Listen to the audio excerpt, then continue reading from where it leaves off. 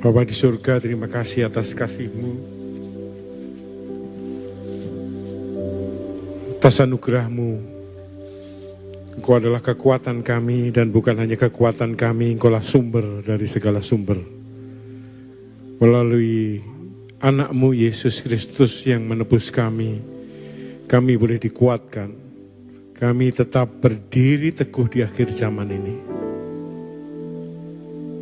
Kekuatan-Mu itulah yang menyegarkan kami, yang boleh membuat kami teguh berdiri di masa-masa akhir, di dalam keadaan yang sulit sekalipun.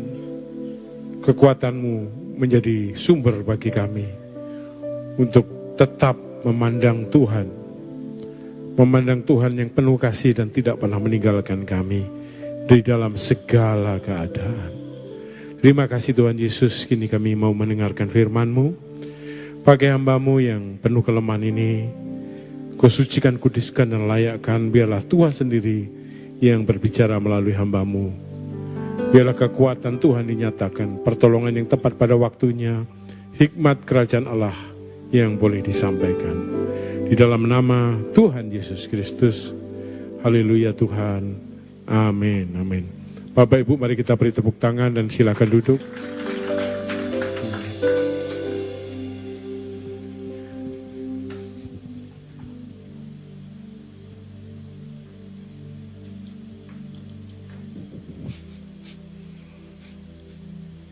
Shalom Bapak Ibu. Terima kasih saya ucapkan kepada Ibu Gembala, Pak Gembala, para pemimpin pekerja di tempat ini, sehingga saya boleh hadir menyampaikan pesan firman Tuhan di ibadah yang kedua tanggal 2 Juli 2023 hari ini. Saya percaya di dalam kehidupan ini tidak ada yang kebetulan, Bapak Ibu, bahwa Tuhan turut bekerja dalam segala sesuatu dan mendatangkan kebaikan. Sehingga apapun yang terjadi di dalam kehidupan kita, kita boleh tetap memandang kepada Tuhan. Kitab Ibrani mengatakan bahwa ada banyak saksi di sekeliling kita. Karena itu marilah kita menanggalkan semua beban dan mengarahkan pandangan kita kepada Kristus. Dialah yang tidak tergantikan. Dialah yang Alfa dan Omega. Dia yang akan membawa kita dan telah menebus kita semua di kayu salib. Sehingga kita semua yang tidak layak menjadi layak oleh karena kasih dan anugerahnya melalui kematian di kayu salib. Dan kita disucikan dan kita semua boleh di dalam hari-hari ini menjadi orang yang benar. Bukan karena perbuatan kita, sehingga ketika kita beribadah, pulang dari ibadah, kita tidak merasa lebih suci, tidak merasa lebih hebat, tetapi makin sadar betapa Tuhan Yesus itu mengasihi kita. Dan bukan hanya kita, tetapi mengasihi setiap orang. Karena itu, mari kita bawa kesadaran ini kepada setiap orang di luar sana, bahwa mereka juga dikasihi Tuhan Yesus. Mereka dicintai, mereka juga dianugerahkan rahmat dan anugerah. Cuma mereka belum menyadari hal itu. Bilang ke kanan, yuk kita bawa kabar baik dalam kehidupan ini. Nah Bapak Ibu yang dikasihi Tuhan, tema sharing firman Tuhan tanggal 3 Juli ini adalah, ini 3 ya, 2 ya. 2 Juli ini adalah Father Impacts to Build the New Generation. Ada sesuatu fakta yang memang sangat menarik bahwa semua kejahatan, semua kriminalitas remaja itu disebabkan, ya penelitian di Amerika, itu disebabkan karena tidak berfungsinya atau ketidakadaan seorang bapa. Seorang peneliti dan penulis buku yang terkenal yang berjudul Dunia Membutuhkan Seorang Bapa, dalam bukunya yang berjudul Dunia Membutuhkan Seorang Bapa menegaskan bahwa dalam penelitiannya telah memberikan konfirmasi bahwa disfungsi kehidupan keluarga merupakan krisis terbesar yang dunia hadapi. Selama bertahun-tahun, Casey sudah mengunjungi lebih dari 100 negara di dunia. Dan setiap kali ia bertanya kepada orang di negara yang dikunjunginya, apa masalah terbesar mereka, Hal yang sama muncul kembali, yaitu kehidupan keluarga yang berantakan. Ya puji Tuhan, Casey Kersen 2 bulan lalu ya datang ke Jakarta dan melatih banyak pria, banyak keluarga untuk fokus memperbaiki keluarga mereka. Karena ini adalah sumber dari segala sumber persoalan. Kriminalitas remaja itu terjadi karena keluarga. Dan keluarga itu bermula dari seorang pria, seorang bapak yang tidak mengambil tanggung jawab sebagai seorang pria. Karena itu semua kesalahan di dalam keluarga mestinya adalah tanggung jawab seorang yang disebut dengan pria, karena dia adalah pemimpin. Tanggung jawab berhenti pada seorang pria. Tanggung jawab berhenti di sini. Tidak boleh diteruskan kepada pasangan kita, sekalipun pasangan kita mungkin melakukan yang tidak sesuai dengan yang kita harapkan. Tetapi harus berani mengatakan tanggung jawab berhenti pada seorang pria. Nah, keadaan lebih menyedihkan Bapak Ibu yang dikasihi Tuhan, karena ada bapak di dalam rumah tangga tetapi tidak berfungsi. Artinya apa? Tidak ada itu menyebabkan masalah. Tetapi yang lebih menyedihkan ada tetapi tidak berfungsi. Di dalam ayat yang sudah sering kita dengar ya, sudah sangat populer, yaitu di dalam Maleakhi 4 ayat 5 dan 6, saya bacakan untuk Bapak Ibu yang dikasihi Tuhan.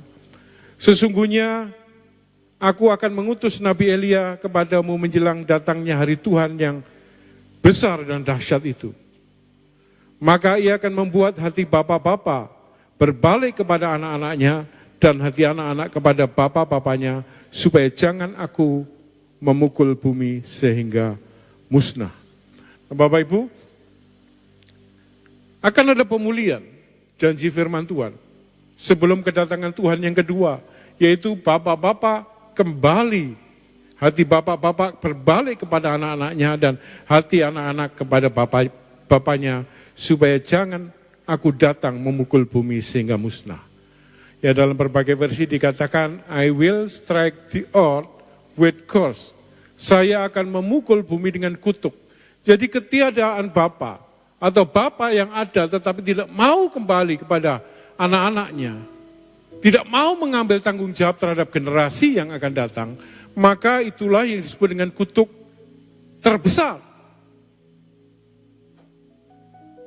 Jadi kalau kita tidak mau memikirkan ini atau tidak mengambil tindakan, maka kita sedang menghadapi kutuk. Hilangnya sebuah generasi.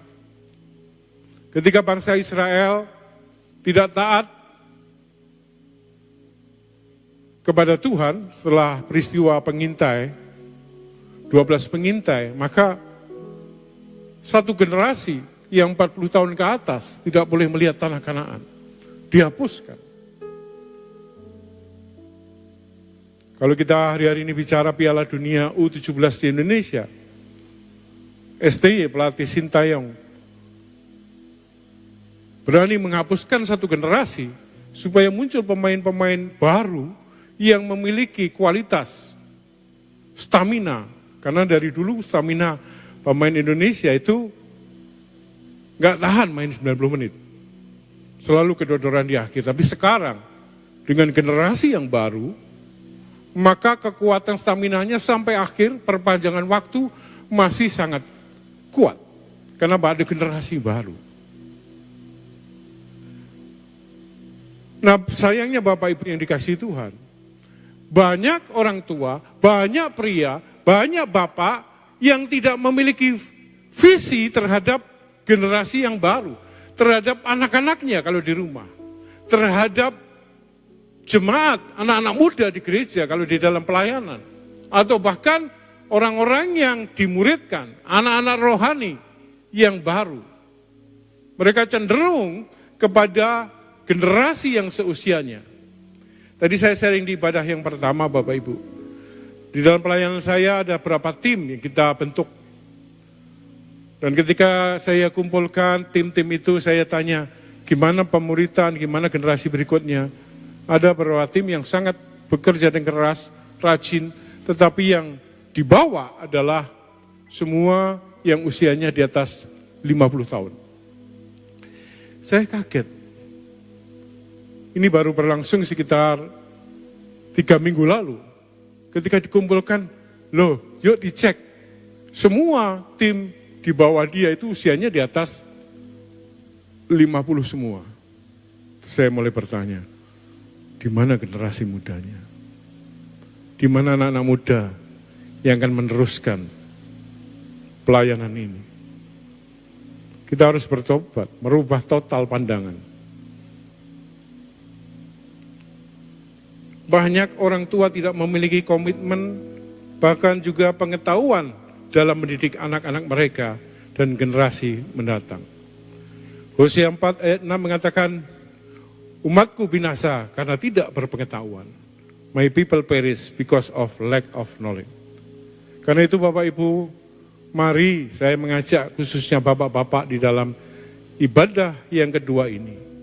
Untuk memiliki visi, untuk melihat tanggung jawab bahwa pekerjaan Tuhan, bahkan juga tanggung jawab keluarga kita tidak bisa tidak diteruskan. Generasi yang akan datang jauh lebih pintar. Mungkin kita lebih pintar dari orang tua kita. Karena semua sarana prasarana pembelajaran dengan mudah kita bisa akses. Tetapi generasi berikutnya tentu jauh lebih pintar. Katakan amin anak-anak muda ya. Amin, lebih pintar, betul. Saya tadi cerita, saya punya tugas di pendidikan. Ketika saya harus membuat disertasi, berkali-kali saya harus revisi. Berkali-kali, saya ingat ada mungkin 10-15 kali. Dan gak selesai-selesai. Sampai saya frustasi, kayaknya saya gak bisa menyelesaikan ini. Tetapi ketika saya ketemu beberapa anak muda, saya mulai diskusi. Kemudian dia bilang, saya kok punya kesulitan ini ya. Terus dia bilang, alah ini gampang, coba serahin saya. Loh ini loh gak bisa rapi, saya geser sedikit, dia lari ke sana kemari. Ini sudah saya kerjakan berulang-ulang. Gak apa-apa, tunggu ya Pak. Gitu. Gak sampai 3 jam, disertasi yang hampir 200 halaman itu selesai rapi. Saya bilang, wow, saya tidak berpengetahuan. Jauh lebih baik. Dan saya mulai sadar ada banyak hal yang dengan semua akses ke dunia pengetahuan yang terbuka lebar, maka generasi muda ini jauh lebih pintar. Sebagai orang tua, marilah kita juga rendah hati, menerima satu hal yang baru bahwa anak-anak muda kita lebih pintar, lebih cermat, lebih cepat belajar. Bilang kiri kanan, anak kita lebih pintar loh ya. Jangan lagi diremehkan mereka. Kita seringkali sok tahu Bapak Ibu. Saya sakit gula darah, diabetes cukup lama. Saya mempelajari banyak video, banyak informasi untuk mengetahui. Dan saya harus katakan 90% informasi itu hoax. Kenapa? Karena tidak berdasarkan penelitian. Sekalipun dokter yang menyampaikan, sekalipun ini tanpa ada penelitian, ada riset, ada bukunya, maka sebenarnya itu bertentangan satu dengan yang lain. Dan saya catat dengan teliti, ternyata 90% lebih itu informasi menyesatkan. Kalau kita tangkap, dengar, ikuti, hancur hidup kita. Tapi kalau kita benar-benar membandingkan, kemudian bertanya kepada anak-anak yang lebih muda, cara membacanya, cara risetnya, maka kita bisa dicerahkan, karena itu pengetahuan dan penelitian. Karena itu Bapak Ibu jangan takut untuk mempercayakan banyak hal kepada generasi muda. Katakan amin. Anak-anak kita ya, saya berapa kali traveling ke luar negeri, saya punya anak, saya bilang, wis urus sono aja, kalau bahasa Jawanya. Kamu yang ngurusi untuk dokumen-dokumennya, lebih cepat, lebih presisi. Kalau di sana kamu yang ngurusin untuk ini ya, kendaraannya pakai apa semua makannya udah. Karena saya enggak bisa lagi ngurusi. Ternyata terasa lambat ya, terasa lambat, salah tempat, bahkan seringkali salah baca. Dunia sedang berubah. Tuhan sedang membangkitkan generasi-generasi yang luar biasa. Saya kebetulan menangani mahasiswa, ada beberapa mahasiswa datang dari berbagai gereja, dia tidak dipimpin oleh siapapun, dia cerita, Pak kami membentuk komsel. Kami hampir tiap hari berdoa. Dulu cuma 4-5 orang, sekarang sudah puluhan. Kita membaca firman dan mereka cerita, saya bertemu Tuhan di situ. Saya bilang, benarkah? Saya akhirnya ketemu satu-satu, saya catat kesaksian mereka. Saya bilang, wow, Tuhan memakai generasi yang baru dengan caranya. Membangkitkan hikmatnya kita ketika berdiskusi, apa rencana Tuhan dalam hidupmu, pertolongan apa, dia bisa menjelaskan. Orang tua saya enggak mengajari Pak, tapi ketika kami doa bersama-sama. Wow, generasi yang baru. Tuhan sendiri sedang bekerja. Karena itu Bapak Ibu, problem generasi yang saya mau sharingkan hari ini, yaitu terdapat ketika terjadi di dalam sebuah konferensi di Amerika beberapa bulan yang lalu, diikuti oleh 65 gereja dari 40 negara, yang topiknya tentang problem generasi yang akan datang, yaitu yang nomor 1, tidak adanya kepercayaan kepada generasi baru. Ini problem seluruh dunia. Ini vice versa, artinya generasi baru juga tidak percaya kepada generasi tua. Apakah generasi muda sekarang happy dengan organisasi atau gereja kita? Atau mereka sulit kita temui dalam gereja? Kalau kita lihat fakta-fakta hari ini, kalau kita aktif di sosial media, maka gereja-gereja yang pernah terjadi yang ada di Eropa, banyak ditutup menjadi klub malam, menjadi restoran, menjadi tempat-tempat hiburan lainnya. Secara masif hari-hari ini, baca di sosial media. Artinya apa? Generasi muda sudah tidak melihat lagi gereja sebagai jawaban. Sementara gereja diisi orang-orang tua kebanyakan, tapi di sini kayaknya banyak anak muda ya, beri tepuk tangan di tempat ini, luar biasa. Luar biasa anak-anak muda, pemain musiknya muda-muda ya, nggak ada yang seumuran saya ya. Asar semuanya benar-benar saya kaget ya. Wow, banyak orang muda di tempat ini, berarti ada asumsi yang memang harus diperbaiki pada tesis atau pikiran yang saya sampaikan. Tetapi secara global, kebanyakan susah sekali menemukan ibadah anak muda yang isinya ribuan. Banyak sekali ibadah-ibadah umum yang ribuan, tetapi ya rata-rata sudah seusia dengan saya. Tapi anak-anak muda yang antusias mencintai Tuhan seperti tahun 80-an, seperti ketika saya muda waktu itu, sekarang susah ditemukan. Artinya, apa betul bahwa seluruh dunia terjadi problem, yaitu anak-anak muda tidak lagi welcome terhadap gereja. Karena itu Bapak Ibu, kita sebagai pelayan-pelayan, pekerja-pekerja ataupun kita jemaat yang ada di dalam gereja, mari kita membuka akses supaya anak-anak muda mencintai rumah Tuhan. Katakan amin. Bilang kiri kanan, yuk kita ajak orang mencintai rumah Tuhan, anak-anak muda ya. Yang kedua, problem leadership. Kepemimpinan yang berbeda. Anak-anak muda jauh memiliki kapasitas. Tetapi seringkali dia nggak dipercaya. Kemarin di dalam jaringan doa sekota di Kabupaten Bekasi, ada satu yang transformasi, yaitu nggak lagi para fasilitatornya sendirian, harus didampingi orang-orang muda. Saya sebagai fasilitator doa sekota harus ada yang muda. Dan ketika kita melakukan itu Bapak Ibu, Wow, gerakan doa sekabupaten Bekasi kumpul bersama-sama. Cepat sekali mereka bergerak. Daftar online semua dilakukan dengan cepat. Sebuah kenyataan bahwa leadership anak-anak muda jika diarahkan akan lebih tajam dan lebih berdampak. Ketika kita adakan pertama kali, tempatnya di Menara Doa CBN, kapasitasnya terlampaui. Bapak Ibu yang dikasihi Tuhan, sebuah fakta, anak muda yang menggunakan teknologi, yang cinta Tuhan, mesti terus dikembangkan. Kenapa Bapak Ibu?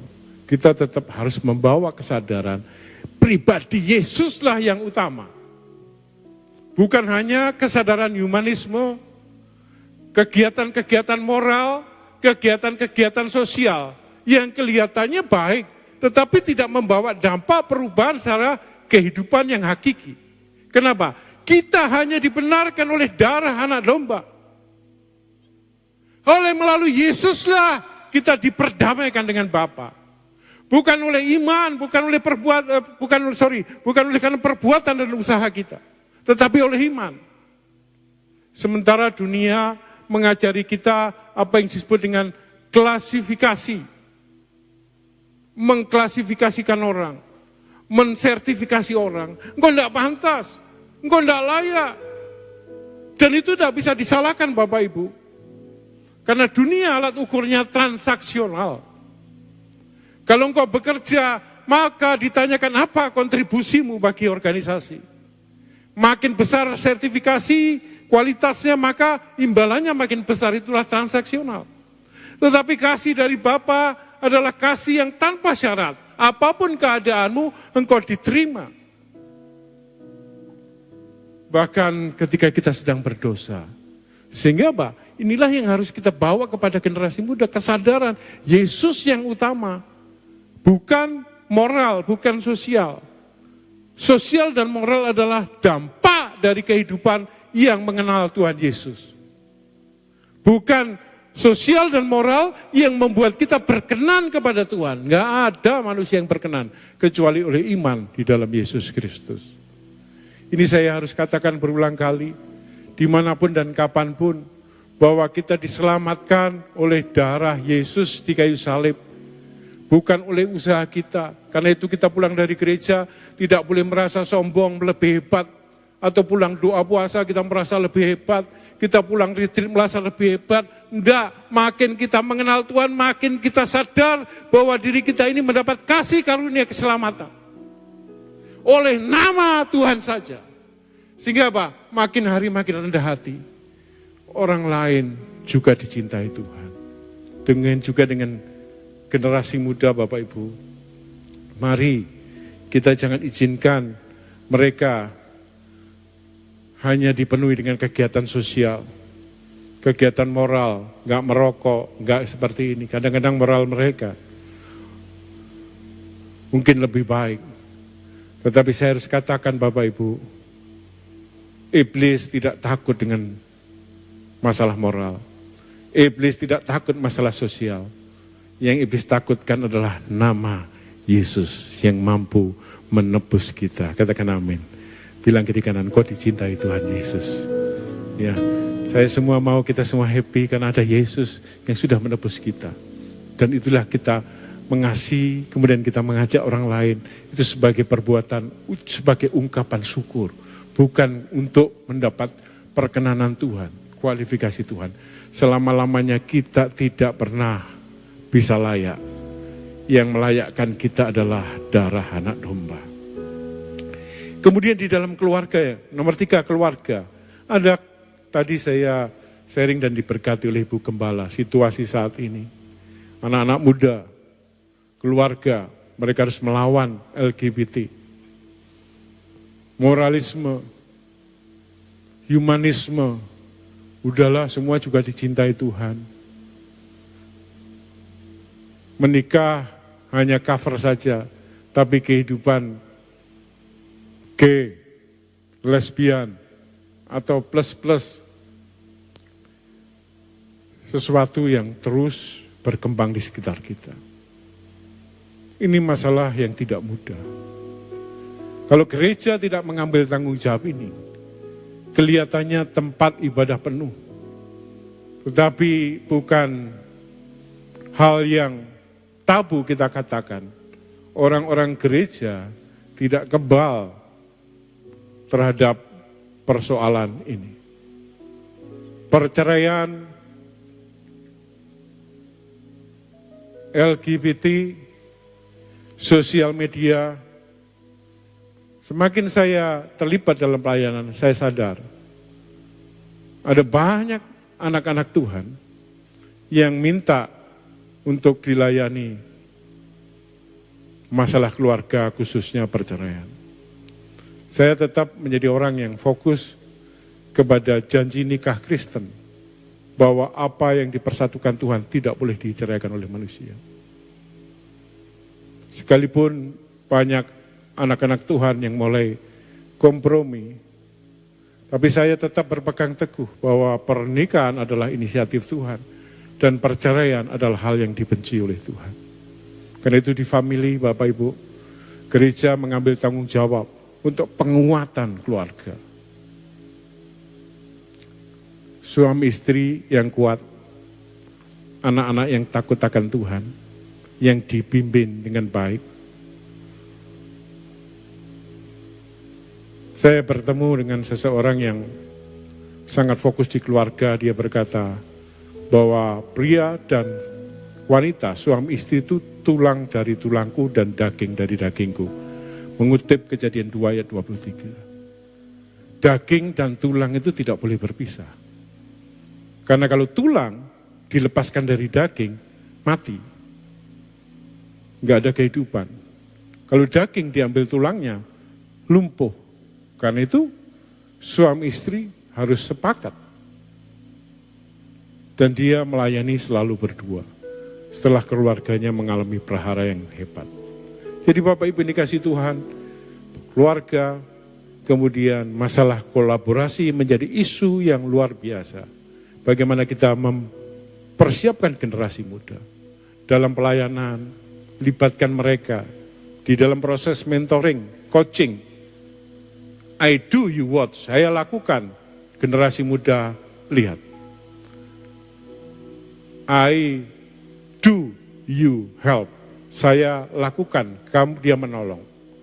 Kemudian dibalik, you do I help, dia lakukan, kita tolong dia supaya sempurna. Terakhir, ketika proses selesai, you do, I watch. Kita lihat, generasi muda mampu melakukan bahkan lebih baik. Kolaborasi dan kemudian panggilan misi 10 tahun ke depan Bapak Ibu. Tuaian besar akan datang. Tidak mungkin generasi tua terus melakukan. Saya berusia 56 tahun ini. 10 tahun lagi sudah 65. Belum tentu saya hidup. Kalaupun masih hidup tentu tidak sesehat 10 tahun lalu. Sudah banyak kendala.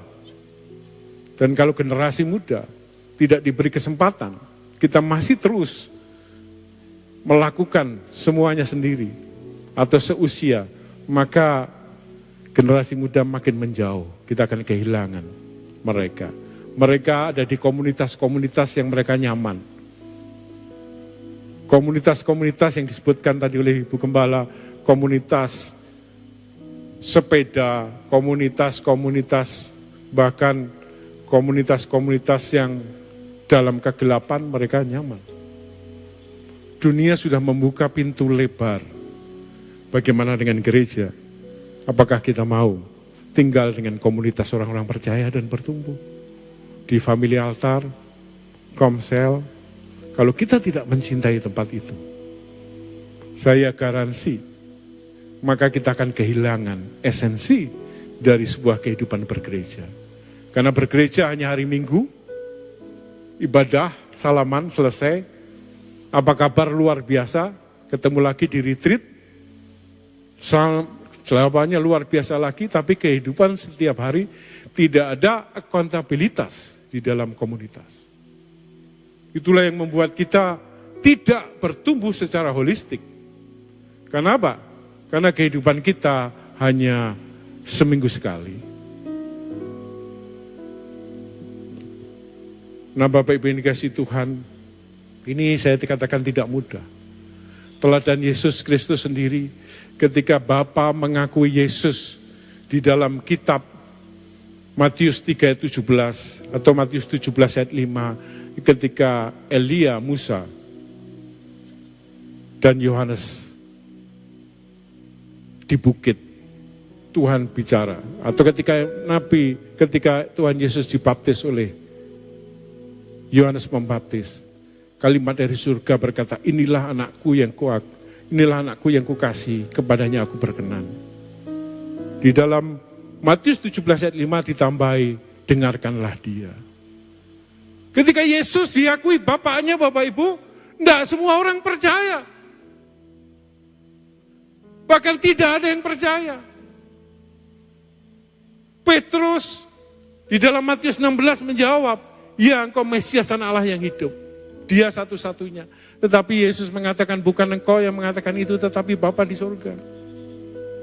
Ketika kita harus berani mengakui anak kita yang mulai dewasa, anak rohani, anak kandung, terus bertumbuh, tentu nggak mudah. Mungkin gak ada yang percaya. Bapaknya saya percaya, anaknya belum tentu. Tapi Bapak Ibu, teladan dari Bapa Surgawi, sekalipun tidak ada yang percaya, terus. Sehingga Yesus Kristus setia sampai akhir. Menjadi kepenuhan Allah, dikatakan di kitab Kolose. Semua kepenuhan Bapa ada di dalam Yesus Kristus. Artinya Yesus sungguh-sungguh sudah dewasa, mature dan siap melakukan apa yang Bapa lakukan.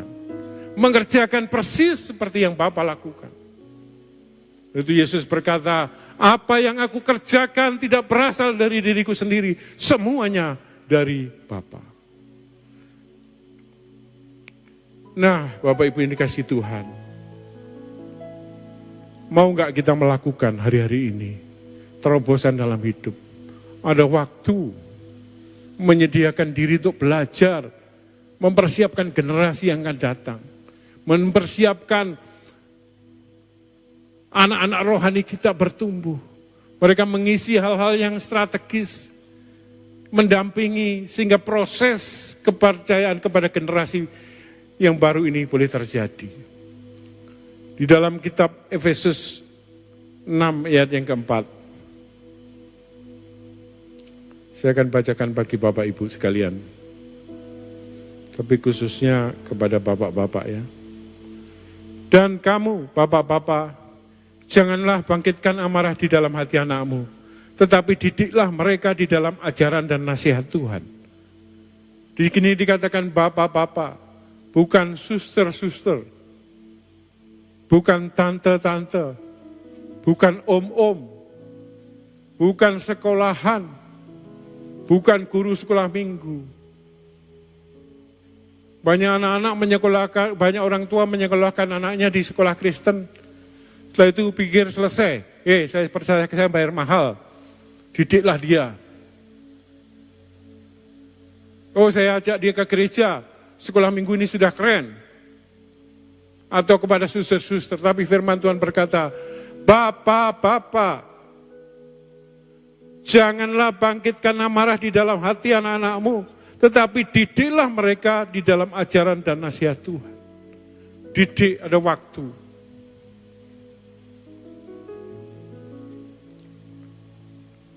Tahun 2005 ke 2006 saya sempat diminta menjadi direktur dari UNDP. Project G2G dari pemerintah, dari Komisi Eropa ke Indonesia, saya nangani proyek itu. Proyek itu diaudit, dikontrol dengan ketat karena ada di bawah Menteri Keuangan, di bawah Komisi Eropa, di bawah langsung lembaga PBB UNDP, dan saya punya staf ada 6 orang dari Inggris, dari Belanda dan Australia, termasuk saya punya staf yang menikah sama-sama prianya. Dan saya nggak boleh bertanya. Yang menarik di dalam bekerja, itu laporannya harus masuk setiap bulan. Kalau nggak masuk, kita nggak ditransfer uang untuk gaji staf. Karena itu di akhir bulan mesti buat laporan yang rinci, detail, dan nggak boleh salah. Seringkali saya tidur kurang ya. Bahkan saya ngajak tim kita ke hotel menginap untuk fokus. Nggak pulang dulu sebelum laporan selesai. Ketika hari ketiga, keempat, biasanya bukan Tuhan bangkit ya, tapi laporan selesai, itu saya pulang dalam keadaan letih gitu. Saya masih ingat Tuhan ingatkan sesuatu, menyapa dengan lembut. Kamu melakukan ini untuk pekerjaannya. Kamu dengan sungguh-sungguh dan lakukan dengan bertanggung jawab. Apakah engkau melakukan ini untuk anak-anakmu, untuk keluargamu? Dek, saya kaget sekali. Saya berhenti, saya menangis. Tuhan, Kau mengingatkan sesuatu yang sangat penting.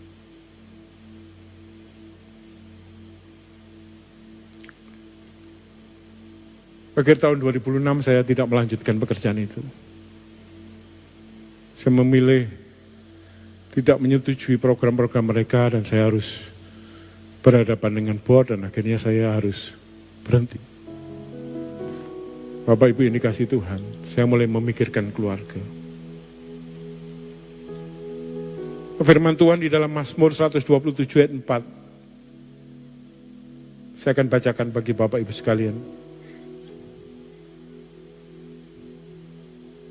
Mazmur pasal 127 ayat keempat. Seperti anak-anak panah di tangan pahlawan, demikianlah anak-anak pada masa muda. Kita pahlawan mengarahkan kepada sasaran. Kalau sampai kepada anak panah itu tidak kena sasaran, itu meleset. Di dalam bahasa Ibrani, harmartia, itu meleset dari sasaran, itu disebut dengan dosa. Tahu nggak Bapak Ibu, kalau kita tidak bersungguh-sungguh mendidik, mengarahkan seperti maunya Tuhan, generasi muda yang Tuhan percayakan di gereja, anak-anak kandung kita, anak-anak angkat, anak-anak rohani, anak-anak jasmani, yang Tuhan percayakan, mau nggak kita arahkan supaya tepat sasaran. Bukan seperti yang kita mau, tetapi yang Tuhan mau. Ada waktu diskusi sama mereka. Ada waktu untuk bersahabat sama mereka. Kebetulan saya seorang dosen di perguruan tinggi, swasta, internasional. Banyak sekali anak-anak muda datang sama saya. Dan juga orang tua. Keluhannya ada dua Bapak Ibu. Keluhan yang pertama, mereka diberi kebebasan sebebas-bebasnya sehingga salah langkah. Pak, saya salah milih jurusan. Kenapa? Ceritanya gimana? Ikut-ikutan teman. Loh, kamu gak diskusi sama papa mama? Gak ada waktu, saya ngotot. Jadi anak-anak tanpa arahan juga salah Bapak Ibu. Tapi kesalahan yang kedua juga hampir sama. Kenapa? Saya milih jurusan ini Pak. Tapi ini bukan keinginan saya, ini diarahkan sama orang tua saya, dipaksa. Dan itu banyak sekali. Satu yang gak pernah saya lupa, anak itu mau bunuh diri. Kenapa? Karena dia dipaksa masuk jurusan yang sesuai dengan keinginan bapaknya. 6 semester dia nggak pernah masuk, santai-santai saja. Loh, kamu nggak sayang orang itu tugas orang tua, Pak. Ternyata akar masalahnya dia dipaksa, dia mau jurusan yang berbeda. Jadi Bapak Ibu, kita tidak bisa membiarkan semua serahkan kepada anak, mereka belum siap. Kita tidak bisa juga mendikte mereka mengikuti keinginan kita karena mereka pribadi yang unik. Yang kita bisa lakukan adalah dengar, ada waktu diskusi, ada waktu ngobrol, ada waktu membawa di dalam doa. Mana yang Tuhan ingin yang terbaik bagi dia. Seringkali kita tidak sempat. Saya sedih sekali lihat guru anak-anak yang sudah masuk SMA ditanyain. Saya tanya orang tuanya, anaknya sekolah di mana? Saya sih terserah anaknya. Saya bilang, anakmu tahu apa? Diskusi, perlu bantuan pemimpin gereja, ahli untuk diskusi. Anak saya bakat dari neneknya, dari orang tuanya, kemudian pengetahuan, perkembangan anak, kemudian ke depan apa pekerjaan profesi, sediakan waktu Bapak Ibu. Kalau enggak Bapak Ibu, kita akan kehilangan masa-masa emas kalau anak itu memilih jalannya sendiri, frustasi. Karena pekerjaan pertama itu menentukan, kampus itu menentukan sekali ke depannya dia. Banyak anak kerja tanpa dipikir, pokoknya kerja. Padahal di situ dihabiskan waktunya. Karena itu perlu ada waktu mempersiapkan mereka, Bapak Ibu. Yang terakhir, Bapak Ibu, mari kita memiliki komitmen bersama-sama. Meminta ampun, mengasihi dengan kasih seperti yang kita terima dari Bapa. Mengarahkan, mendidik, berdiskusi. Jangan serahkan kepada dia 100%. Jangan paksa juga keinginan kita terjadi pada anak kita. Dengarkan baik-baik. Bawa dalam doa. Tanya kepada orang yang punya pengetahuan. Mendidik dan mengarahkan sepenuh hati kepada generasi yang dipercayakan kepada kita. Untuk generasi yang dipercayakan kepada kita. Mau belajar sungguh-sungguh sebagai bukti kita mengasihi generasi yang akan datang. Menyediakan waktu dan memperbaiki setiap kerusakan yang pernah ada. Bapak-bapak, ibu-ibu, kita tidak bisa menuntut yang di luar sana. Tapi kita bisa menuntut diri kita untuk berubah. Ada jalan tengah yang baik ketika Menteri Pendidikan, Mas Menteri, meluncurkan kampus merdeka, orang bisa berpindah jurusan kapan saja. Tetapi itu yang di luar sedang memperbaiki diri, yang di dalam mau enggak? Kita selama hidup ini mewariskan sesuatu yang akan diteruskan kepada generasi-generasi berikutnya. Tuhan sangat baik, Tuhan sangat mengasihi kita. Mari itu kita tundukkan kepala kita.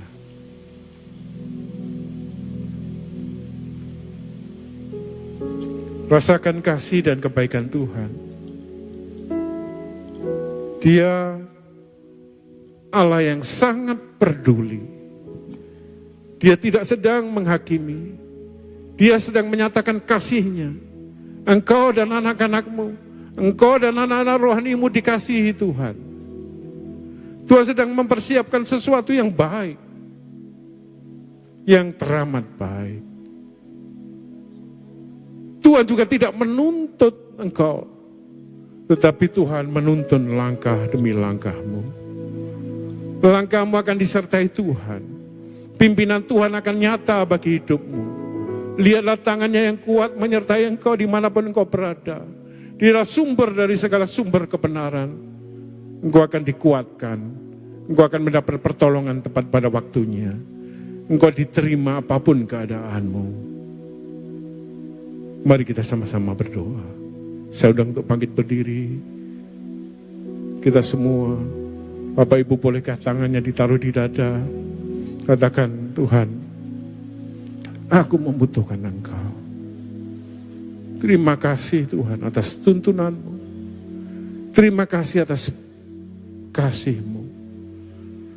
Hari ini biarlah Tuhan dengan melalui Roh Kudus-Nya berbicara kepada setiap orang tua. Kepada bapak-bapak, kepada ibu-ibu, kepada teruna-teruna, kepada setiap kami, bahkan yang mendengar, melihat siaran ini melalui online.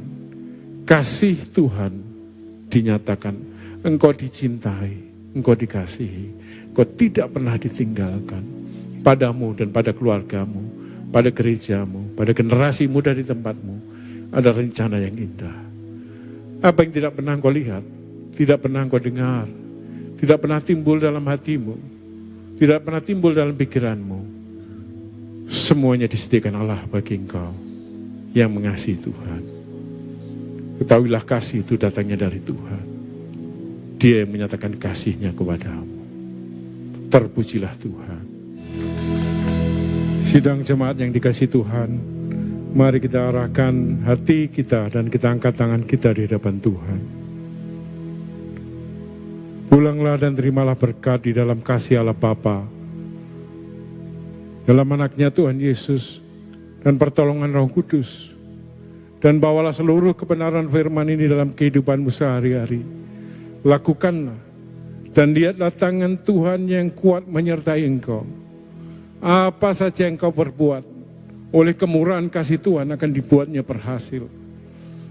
Apapun yang kamu kerjakan, penyertaan Tuhan. Kau meninggalkan dan kembali ke rumah. Engkau memutuskan apapun, Allah Roh Kudus yang menyertai dan menuntun setiap engkau. Damai sejahtera yang melampaui segala akal budi akan memelihara hati dan pikiranmu. Pertolongan Tuhan yang tepat pada waktunya akan menuntun langkah-langkah kehidupanmu. Segala kemuliaan, hormat hanya bagi nama Tuhan Bapa, dalam nama Yesus dan anaknya, serta Roh Kudus. Amin, amin, amin. Tuhan memberkati.